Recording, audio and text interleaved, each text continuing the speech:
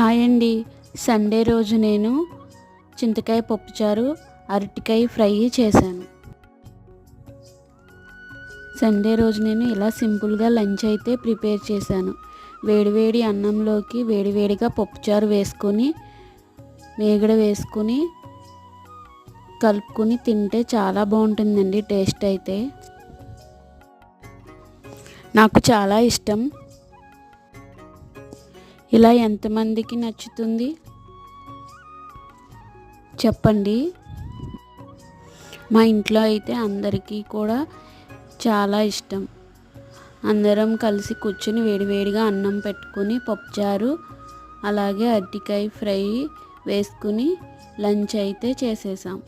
నా వీడియో కనుక నచ్చితే లైక్ చేయండి, సబ్స్క్రైబ్ చేయండి. Thank you for watching.